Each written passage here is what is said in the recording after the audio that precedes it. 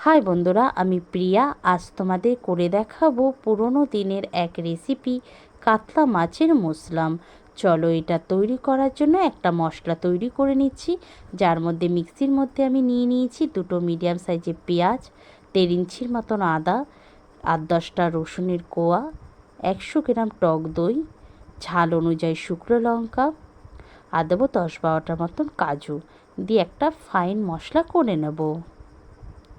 একটা পাত্রের মধ্যে আমি ধুয়ে রাখা মাছগুলো পরস্পর নিয়ে নিচ্ছি, দিয়ে দেবো মিক্সিতে করে রাখা মশলাটা,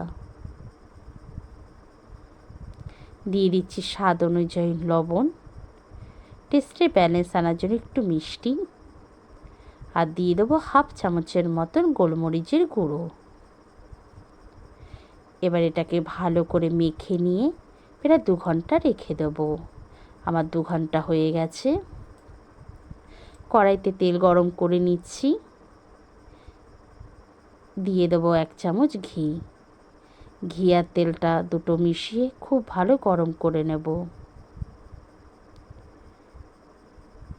এবার মেখে রাখা মাছগুলো তুলে নিয়ে গাটা ভালো করে কাছিয়ে নিয়ে দিয়ে দেবো তেলের ভেতর।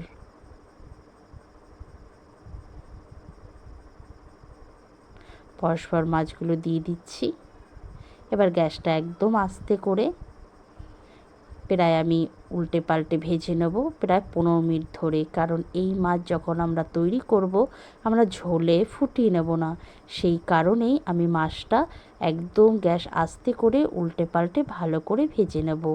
আর তোমরা যে দেখছো আমাদের মাছটা কেমন পুড়ে গেছে, কিন্তু পুড়ে যায়নি, দই আর মশলার সাথে মেশানো ছিল, সেই কারণেই মাছটা এরকম দেখতে লাগছে, কিন্তু একদমই পুড়ে যায়নি। মাছগুলো আমার খুব ভালো ভাজা হয়েছে। আস্তে করে মাছগুলো তুলে নেব, কেন অনেকক্ষণ ধরে মাছটা হচ্ছে বলে মাছগুলো কিন্তু খুব নরম হয়ে গেছে। হালকা করে তুলে একটা পাত্রে রেখে দিচ্ছি।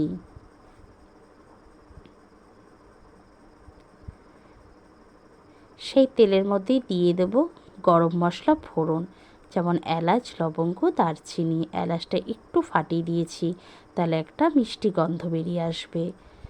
এবার মাছটা যে ম্যারিনেশন করা ছিল যে মশলাটার ভেতর, সেটার ভেতর দিয়ে দিলাম, আর 1 কাপের মতো একটু জল দিয়ে দিলাম। বাটিটা ধুয়েই জলটা দিয়েছি 1 কাপের মতন, ছোটো কাপের 1 কাপ দিয়েছি। এই রেসিপিতে বেশি জলটা ব্যবহার হয় না, আর এটা গ্রেভি খেতে বেশি ভালো লাগে।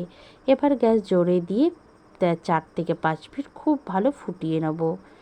5 মিনিট বাদে যখন দেখব আমাদের ঝোলটা সম্পূর্ণ গাঢ় হয়ে গেছে, দেখো আমাদের কিন্তু মশলা থেকে কাঁচা গন্ধটাও চলে গেছে এবং কতটা সুন্দর গাঢ় হয়ে গেছে। আমি এই গাঢ় ভাবটাই রাখবো, সেই কারণে গ্যাসটা এবার আমি বন্ধ করে দিচ্ছি।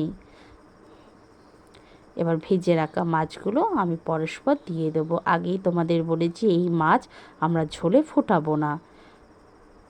এটা তোমরা কোনো পাত্রের মধ্যে মাছের উপর থেকেও গ্রেভিটা দিয়ে দিতে পারতে, কিন্তু আমি এইভাবে দিইনি। আমি একটু কড়াইয়ের মধ্যে আবার দিয়ে উল্টে পাল্টে নিচ্ছি, তাহলে এই যে মশলাটা মাছটার ভেতরে খুব ভালো ঢুকবে।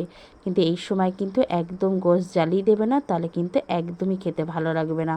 গ্যাস বন্ধ করেই উল্টে পাল্টে নেবে। বারবার একটু উল্টে পাল্টে নিচ্ছি। আমার গ্যাসটা বন্ধই আছে। এই ঝোলটা দেখবে কতটাই টেনে গেছে। এবার গ্যাস বন্ধ করে ঢাকা দিয়ে প্রায় আমি 10-15 মিনিট রেখে দিচ্ছি। দেখো 10 মিনিট বাদে কতটা সুন্দর হয়েছে, তোমরা দেখেই বুঝতে পারো। খেতে হয় অসাধারণ। তোমরা কিন্তু অবশ্যই বাড়িতে তৈরি করবে, আমাকে জানাবে কেমন হয়েছে। ভালো লাগলে একটা সাবস্ক্রাইব করে দিও।